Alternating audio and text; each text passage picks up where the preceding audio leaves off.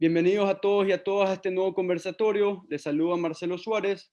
El tema principal que vamos a tratar el día de hoy es qué se debe hacer y qué no se debe hacer para ser próspero en el sector empresarial. El día de hoy tenemos a Patricio Larcón y a Francisco Jarrín. Bueno, entonces para empezar el conversatorio, quisiera empezar con Patricio. Patricio, mucha gente de Ecuador te conoce, pero para los que no te conocen, ¿quién es Patricio Alarcón? Buenas noches, Marcelo, Francisco, gusto de verte. Sara, buenas noches, gracias por la invitación. Mira, yo básicamente vengo del sector comercial, tengo una trayectoria empresarial, manejé un negocio durante 17 años, una distribuidora, se llamaba Dipor S.A., era parte de un holding y era parte de un negocio familiar. Salí de esa empresa el rato que fue adquirida por una multinacional. He participado en varios emprendimientos, he tenido una empresa de vallas, de publicidad, la cual ya fue vendida, he tenido un negocio de scooters en la ciudad de Quito, pertenezco o tenemos una fábrica de alimentos, maquilamos salsas para algunos grupos importantes y para un autoservicio específicamente. He participado en algunos emprendimientos, en muchos me ha ido mal, en pocos me ha ido bien. Entré a la Cámara de Comercio de Quito a presidir el directorio. A raíz de que se vendió la empresa y a raíz de que tuve más tiempo para participar en los directorios y activamente y después, bueno, ser elegido por medio del directorio después de que se presentó una terna. Entonces, yo vengo del mundo empresarial, eso es lo que llevo en mi ADN, aprendí mucho en el mundo gremial, aprendí acerca de la institucionalidad, aprendí acerca de cómo funciona la asamblea, aprendí acerca de cómo funcionan los ministerios, en qué consiste el sistema judicial, las competencias de diferentes instancias gubernamentales. Bueno, y ahora me he retirado de la Cámara de Comercio de Quito, se cumplió mi periodo y he vuelto nuevamente al mundo empresarial. Básicamente estoy metido en 3 proyectos, un proyecto inmobiliario, un proyecto de movilidad y un proyecto de alimentos. Y en eso paso mis días. Tratando de salir adelante y aportando, evidentemente, para el desarrollo del país, poniendo mi grano de arena. Muy bien, Francisco. Muy bien, Patricio, disculpe. Ahora sí, Francisco, para la gente que no lo conoce, ¿quién es Francisco Jarrín? Bueno, buenas noches con todos, un gusto compartir con ustedes. Saludo a Patricio, a Sara, a Marcelo y a todos los que nos van a escuchar. Francisco Jarrín, bueno, yo comenzaría desde el ámbito personal, soy un hombre de familia, vengo realmente de una familia, somos 7 hermanos y realmente somos una familia, yo creo, bastante unida. Tengo mi esposa y 2 hijos que realmente tratamos de hacer las cosas bien. Yo me catalogo un empresario católico, trato de hacer desde la empresa también las cosas defendiendo los valores y principios católicos. Actualmente tengo el honor de ser el presidente de la Cámara de Industrias de Guayaquil. En la parte gremial también fui el presidente de la Asociación de Empresarios Católicos, ACE UNIAPAC, en el sector empresarial he estado en algunas empresas, realmente estuve en la banca mucho tiempo y tuve la oportunidad, dirigiendo el área de crédito, de ver muchos proyectos de emprendedores y financiar algunos proyectos corporativos, empresariales y pymes que realmente hoy algunos les ha ido bastante bien. No todos los proyectos van bien, ¿no? Porque como decía Patricio, realmente el que emprende le puede ir bien, pero también le puede ir mal. Es precisamente parte de arriesgar el tomar la decisión de emprender. Actualmente tengo más de 18 años gerenciando una empresa de mi hermano, Calvac, que es una empresa de consumo masivo. Nuestra marca principal es Tips, de productos de limpieza. Somos una industria que fabrica productos para el hogar y representamos marcas a nivel internacional de forma exclusiva para el Ecuador. O sea, tenemos cobertura a nivel nacional y tratamos un poco de hacer las cosas bien. Yo digo, en el sector empresarial uno debe ser coherente con lo que hace, ¿no? Y ser formal desde pequeño para ir creciendo de esa forma. O sea, yo mi consejo siempre digo, los emprendimientos tienen que nacer siendo viables, siendo formales y siendo sostenibles. Si no, no es un proyecto viable. O sea, realmente el buscar estar fuera de la ley porque eres pequeño no es un justificativo a la hora de buscar un emprendimiento sostenible en el tiempo. Eso sería, Marcelo. Perfecto. Y ahora quisiera que me respondan una pregunta que yo tengo 21 años, estoy aún en la universidad y yo ya sé que yo quiero volverme un emprendedor. Sin embargo, yo ya tengo de frente que ser un emprendedor conlleva muchas situaciones delicadas. Estas situaciones delicadas van a traer dificultades, ya sea en la vida profesional o en la vida personal. Entonces, empecemos por Patricio. Patricio, ¿qué consejo le darías tú a los emprendedores jóvenes que quieren salir a emprender, pero tienen miedo de hacerlo? Mira, tal como lo comentó Francisco, uno tiene que tratar de arrancar de la mejor manera y tienes que ser formal, pues. Tienes que contratar a gente, afiliarla, constituir una empresa, todos los pasos que se deben establecer para crear un negocio. Sabemos que es complicado emprender en el mundo, no se diga en el Ecuador, donde existe una serie de complicaciones adicionales por tanta normativa. Pero más allá de eso, lo más importante para mí y un consejo que siempre le doy a cualquier emprendedor y es fíjense bien en el volumen. Métanse en negocios donde estén seguros que existe la demanda adecuada, el volumen de ventas adecuado. Porque mira, una vez que tú llegas a un volumen de ventas adecuado, obtienes la liquidez adecuada para sobrevivir. Entonces, un negocio, mira, de lo que te tienes que preocupar en un inicio es de vender y de recaudar.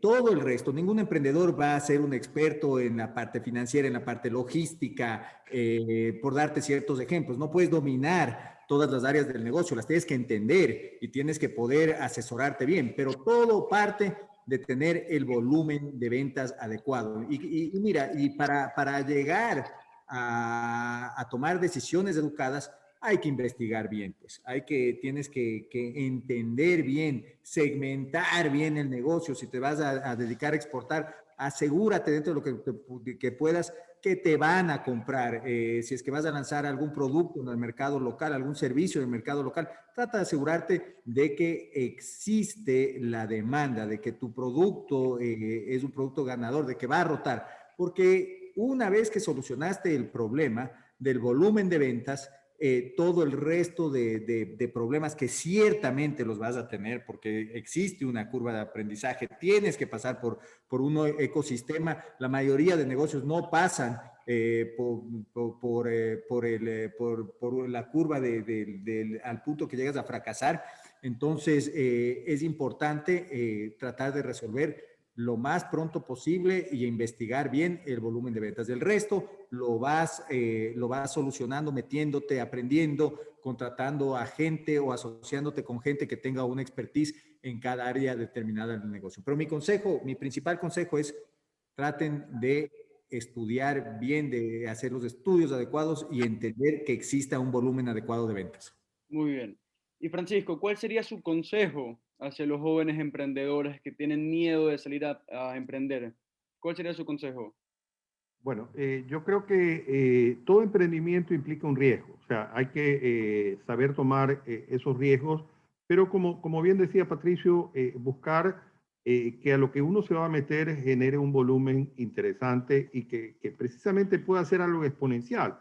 Estamos viviendo en una época digital que no solo lo vemos en el mercado ecuatoriano, sino pensar en grande, ¿no? O sea, yo siempre digo, cuando uno emprende, tiene que estar dispuesto a pensar en grande y obviamente ir creciendo en la medida de que el negocio lo va dando, ¿no?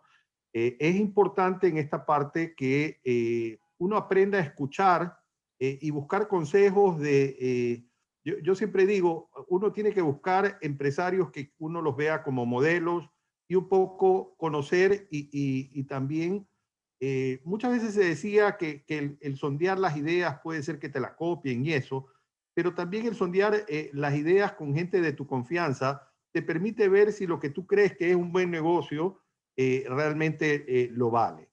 Y como bien se decía Patricio, o sea, no tienes que ser experto en todo, pero tienes que saber juntarte de la gente que te pueda ayudar para que precisamente el negocio vaya creciendo. En todo caso, yo lo que digo es, no hay que tenerle miedo al fracaso. O sea, muchas veces cuando estamos en la decisión de no emprender, pensamos que las cosas no son fáciles. O sea, si alguien tuviera la bola de cristal y dijera, mira, este es el negocio de la vida, probablemente no existieran muchos negocios que hoy son exitosos. O sea, cuando uno partes en pequeño, pero precisamente todo lo que requiere esfuerzo y lo que cuesta es lo que más gratificación te va a ir dando en el tiempo. Y no solo el tema económico, yo creo que uno no debe ver, obviamente los negocios se hacen para hacer dinero, pero también tiene que gustarte lo que vas a hacer, o sea, tienes que tener esa pasión.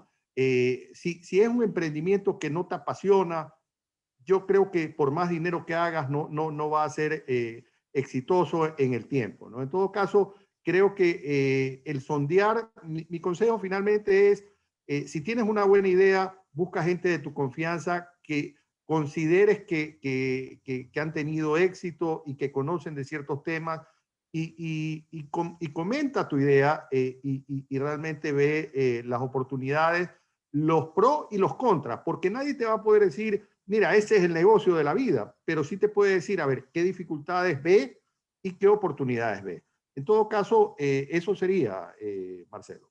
Muy bien. Y quisiera adentrarme un poco más a lo económico en general, a lo macroeconómico.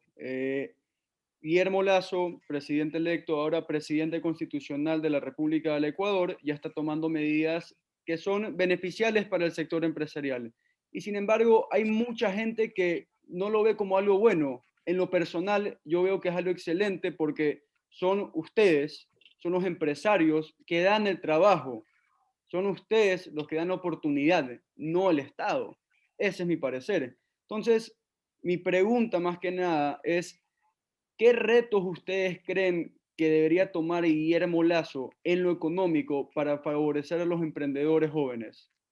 Patricio, quisiera empezar con usted. Sí, mira, sí, una buena pregunta sobre lo que dijo Francisco y tiene toda la razón. Si vas a emprender, más vale que te apasione en lo que vas a emprender, porque ahí vas a lograr meterte en el detalle, te va a interesar y tienes que hacer algo que te guste durante tu día a día. La vida es muy corta para meterte en un suplicio y en algo que no te va a gustar. Entonces siempre tienen que pensar en lo que les gusta y les apasiona. Y eso va a hacer que el negocio sea ciertamente exitoso.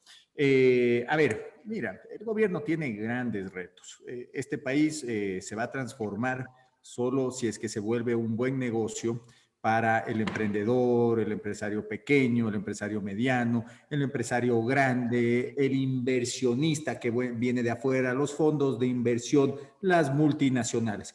Y un buen negocio es que tú tengas un mejor retorno sobre tu inversión. Es así de simple. Entonces, la seguridad jurídica y un mejor retorno con reglas claras siempre va a ser lo esencial. ¿Qué es lo que pasa en este país? Que nos hemos llenado de impuestos y normativa adversa para hacer negocios. Y te doy ejemplo, en este país ahora tenemos el impuesto de salida de divisas. Yo tengo que comprar maquinaria afuera, tengo que pagar el impuesto de salida de divisas. La gente que tiene que hacer sus transferencias una vez al exterior, una vez que el negocio está en marcha, no estoy hablando de deuda, pero una vez que el negocio está en marcha, tiene que pagar el impuesto de salida de divisas. Aparte, en la ley de simplificación tributaria, en el 2019, a finales del 2019, se pasó un impuesto a los dividendos para inversionistas extranjeros, para extranjeros en general. Aparte, en el Ecuador tienes el 15% de participación para los trabajadores. Entonces, tienes una inmensa carga tributaria, tienes un código laboral adverso. En el Ecuador también tenemos graves problemas en cuanto a lograr obtener recursos para financiar nuestros proyectos, capital de trabajo para poder aliviar nuestras operaciones, para seguir creciendo. Entonces, el gran reto y el gran objetivo de este gobierno es hacer que los empresarios seamos cada vez más competitivos, hacer que sea más fácil emprender, abrir un negocio, formalizar el negocio. Y el gran reto y objetivo va a ser lograr las reformas estructurales que necesita el Ecuador. Ese va a ser el gran reto. ¿Y a qué me refiero con reformas estructurales? ¿No es cierto? En el tema fiscal, el gobierno tiene que definir cuál es la estructura adecuada del Estado, porque mira lo que está sucediendo en este momento. La orden que ha dado el presidente es que en los distintos ministerios se baje en un 16% el gasto. Esa misma fórmula la trató de llevar adelante el presidente Moreno y no funcionó. Lo que se debe hacer es una nueva estructura del Estado, porque existen muchas empresas públicas, porque existen muchas instituciones donde se duplican funciones, instituciones que no agregan valor a la sociedad, mucha gente a la que se le paga todos los meses alrededor de 900 millones de dólares para que no devuelva ese dinero a quien le está pagando su sueldo, que son los que pagan impuestos, y además nos estamos endeudando o estamos tratando de subir tributos para hacerlo. Entonces, lo primero es bajar el gasto en el ámbito fiscal. Y eso se lo puede hacer por decreto en algunas instituciones, no en todas, evidentemente, porque la Constitución también te trae problemas en cuanto al gasto de educación y de salud. Pero bueno, más allá de eso, se requiere una reforma también tributaria. Yo no estoy de acuerdo con el ministro de Finanzas actual, porque lo que está promoviendo, de lo que habla, es de cobrar más impuestos. Sea quien sea, en este momento no se debe tratar de cobrar impuestos, porque lo que estás tratando es de atraer capitales al Ecuador y hacer que aumente el consumo. Y solo si la gente hace que esos dólares se vayan al mercado, va a aumentar el consumo. Entonces, yo creo que tenemos que trabajar en una reforma tributaria. ¿Para qué? Sí, para ampliar la base, sí, para simplificar, pero no para subir impuestos, ¿ya? Entonces, yo creo que hay que bajar, de hecho, ciertos impuestos. No entiendo por qué no han derogado por qué no han desmantelado o desgravado ya el impuesto de salida de divisas, porque ya lo debieron haber hecho. Lo pueden hacer en un orden, me parece, de un punto al año. Ya no hay que ni siquiera pasarlo por la Asamblea. Hay que bajar aranceles, eso ya se lo puede hacer, pero hoy día lo escuché al ministro de la Producción a decir que apenas va a bajar 70 millones de dólares en aranceles, cuando la carga arancelaria en el Ecuador es de 1.500 millones de dólares. Entonces, bueno, eso es en el ámbito tributario y arancelario. Tenemos que ser más competitivos, tenemos que bajar nuestros costos de producción, tenemos que bajar los costos de comprar insumos. Reforma tributaria necesaria, pero para abajo, no para arriba, como lo pretenden hacer. Hay mucho fiscalista dentro de este gobierno. Tercero, el código laboral. Pues yo lo he escuchado al ministro a decir que sí, que va a haber cambios en el código laboral actual. Por Dios, el código laboral actual tiene 128 años, es de antaño, pues. Lo que se debe hacer en ese sentido es tratar de sacar adelante un código laboral paralelo. Es decir, el que fue contratado bajo este código laboral, que se quede en este código, trabajando en este código laboral o con la ley, amparado en la ley de este código laboral, y un régimen laboral para quienes no tienen la oportunidad se debe crear, y se debe pues ejercer la presión política por medio de la comunicación adecuada para que esto pase por la Asamblea con una buena negociación. Tercero, una reforma al código monetario, porque no se trata solo de decir y presionar a la Sobanca para que baje las tasas de interés, pues hay que hacer una reforma al código monetario, hay unas reformas necesarias para que primero los bancos puedan invertir en otros negocios y segundo, para simplificar la manera para que los bancos de afuera puedan abrir sus operaciones acá en el país, y eso es con temas regulatorios específicos. Cuarto, y esto es muy importante porque mucha gente no conoce la historia de Chile. hacer una reforma en cuanto a las leyes del Instituto Ecuatoriano de Seguridad Social es necesario porque todos los meses nosotros aportamos alrededor del 20,5% de nuestros salarios y esa plata la usa el Estado para malgastarla, lo usa el Instituto Ecuatoriano de Seguridad Social para dar y no nos da un buen servicio de salud. Los fondos de pensiones no están bien manejados, ya lo comenté, y todo ese dinero puede entrar al mercado bursátil, puede entrar a mejorar las condiciones de financiamiento por vía de la emisión vía de préstamos por papel comercial, obligaciones, compra de acciones. Entonces, de esa manera, bajando el gasto público y paralelamente, y el COP si lo permite, delegando la administración privada de las empresas públicas, tú transformas este país, ¿ya? Pero este país tú lo puedes transformar con mucha decisión, con mucha valentía y con mucho trabajo en la Asamblea Nacional. Yo no veo que eso esté sucediendo, pero puede estar siendo sumamente injusto porque apenas ha pasado un mes. Perfecto. Francisco, ¿cuál es su opinión acerca de todo lo que dijo Patricio? ¿Está de acuerdo? ¿Qué piensa que debería, cuál es el siguiente reto de Guillermo Lasso? Yo creo que los retos del gobierno de Guillermo Lasso es entender un poco que el sector privado y el sector público son aliados para sacar al país adelante. Debemos buscar la forma de que le vaya bien al sector privado, porque yéndole bien al sector privado realmente hay mejores oportunidades. O sea, el concepto es ese. O sea, venimos de, yo diría, 10 años de un ataque intenso al sector privado. 4 que se quiso un poco ir cambiando el rumbo y hay que reconocer que se hicieron ciertos logros en el gobierno saliente. Nada es perfecto, pero yo creo que el concepto de un gobierno como el del presidente actual es una oportunidad desde el sector privado de demostrar que se puede hacer las cosas bien. Obviamente la tarea tiene que venir también del lado público y hay que hacer algunas reformas, como lo mencionaba Patricio, para que precisamente las empresas puedan ser competitivas y se generen mayores oportunidades precisamente a nuevos emprendimientos y a empresas que existen. O sea, muchas veces se ataca a las empresas grandes, pero las empresas grandes son las que algún día fueron pequeñas, que hoy son grandes y son obviamente las que generan recursos para que haya también mayores oportunidades, no solo de contratación de personal, sino desde toda su cadena. Porque una empresa grande compra a precisamente emprendedores pequeños que se generan de cosas que necesitan estas empresas. Entonces, es una cadena y el concepto debe ser desde el gobierno facilitar las cosas para que al sector privado le vaya bien. Y obviamente, yéndole bien al sector privado por añadidura, va a haber mayor recaudación y obviamente se va a lograr los objetivos. Creo que también debe trabajarse en una reducción, como bien lo mencionaba Patricio, del tamaño del Estado. Hay que buscar precisamente que el Estado sea un Estado eficiente y hay oportunidades de buscar monetizar ciertas empresas que están en el gobierno y que realmente no son productivas, pero que de repente pasando bajo algún mecanismo al sector privado, estas empresas puedan ser rentables. En todo caso, yo creo que lo central y un poco hay que ir viendo en detalle, el trabajo no es fácil, estar del lado del gobierno no es sencillo también, porque obviamente obviamente no siempre todo el mundo va a estar de acuerdo, pero hay que tomar medidas.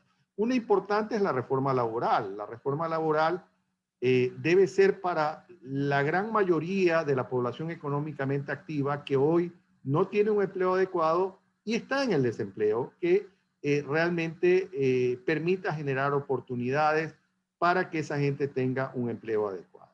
En todo caso, yo creo que el concepto que quiero dejarles para los emprendedores es que el gobierno debe facilitar las cosas para que la empresa privada pueda hacer su trabajo. Y en eso verse como socios estratégicos, porque, repito, el sector privado es el que genera las oportunidades precisamente para que haya esta distribución de la riqueza, generando oportunidades de trabajo, generando oportunidades de negocio. Muy bien, Francisco. Bueno, nos hemos ido quedando sin tiempo, pero antes que acabemos la reunión, yo solamente quisiera hacerles una pequeña pregunta. No tienen que darme una explicación ni nada, pero yo como joven, y como ya lo sabrán ustedes, hoy en día se está hablando mucho de la introducción de las criptomonedas a las economías. Ya hemos podido ver con Bukele en El Salvador que se va a introducir esta moneda digital, Bitcoin, a la economía del Salvador. Mi pregunta es, solamente digan una breve respuesta. ¿Cuál es su opinión? ¿Ustedes creen que algún día Ecuador vaya a poder tener como moneda propia alguna criptomoneda? Patricio, empecemos por usted. Bueno, yo lo dudo porque una criptomoneda básicamente para mí es solo una herramienta de inversión y sí se puede lograr que se utilice como también una herramienta de intercambio. Es decir, yo puedo llegar a adquirir algún servicio puntualmente con bitcoins, pero tampoco a nivel mundial se ha analizado el impacto impositivo que eso tiene. Ya han habido problemas con Elon Musk y con la venta de sus vehículos y otros bienes que se pueden adquirir con Bitcoin. Finalmente será una herramienta, un método de pago regulado y eso terminará siendo. Creo que puede ser una muy buena inversión, creo que está muy bien controlada. Todo este tema del blockchain, donde se mete todo, es muy seguro rastrear qué es lo que está pasando. Y creo que tiene que ser lo que es, ¿no? Algún tipo de inversión o método de pago, pero no creo que lleguemos al punto. Yo pensaría, puedo estar muy equivocado, ojo, no soy experto en esta materia, pero pensaría que no puede llegar a ser una moneda específica de una nación, pero sí creo que se la puede aceptar en el mercado. Muy bien. Y Francisco, ¿qué opina usted? Ahí está en mute ahorita, Francisco. Sí, perdón. No, lo que decía es, a ver, yo creo que las criptomonedas actualmente son muy volátiles para convertirse como un medio de pago aceptado libremente. Me parece que lo del Salvador realmente eh, hay que verlo con lupa porque El Salvador precisamente es un país dolarizado que tiene una moneda fuerte como el dólar, igual que Ecuador. Y realmente cuando hablas por ejemplo, de Bitcoin, los que vemos la volatilidad, transar con una moneda en esa forma, yo creo que sería muy difícil y realmente manejar, porque, a ver, vámonos cuando Ecuador tenía el sucre y pasó al dólar. ¿Por qué la gente fue y estuvo dispuesta a entregar sus sucres para cambiarlos por dólares? Porque era fácil de explicar.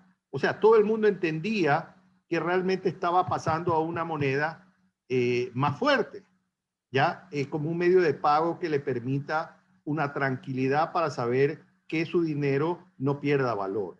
Cuando tú hablas de que por una declaración de alguien como influyente puede, por solo esa declaración, caer la cotización de la moneda, hay mucha gente que dice, y yo digo por eso, las fortunas que se hacen en criptomonedas son relativas. Mientras tú no realices tu posición y no generes esa utilidad, todo está simplemente en una ilusión digital, a mi manera de ver. Porque hay gente que dice, no, que yo compré en tanto y hoy está en tanto. A ver, pues véndela para ver si es que puede generar esa utilidad y obviamente manejarlo.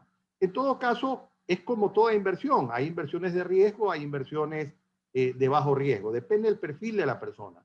Pero cuando tú hablas de una moneda para un país en el cual tienes generaciones de edad avanzada, generaciones de edad media y generaciones jóvenes, tú no puedes pedir que todo el país tenga la misma percepción de riesgo, ¿no?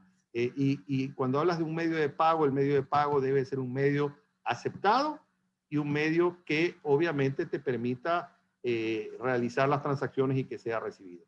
Pero yo no lo veo en el corto plazo. Para mí, en El Salvador hay un trasfondo detrás de eso que realmente tampoco es que el mercado de El Salvador va a variar mucho la cotización de la moneda porque lo haga de curso legal, pero veamos qué pasa allá, ¿no? Yo creo que no es algo viable en el corto plazo, a mi manera de ver. Y bueno, hasta aquí vamos a poder llegar. Les quiero agradecer a Patricio y a Francisco por podernos acompañar hoy. Yo soy Marcelo Suárez y esto fue un nuevo conversatorio del dato. Muchísimas gracias.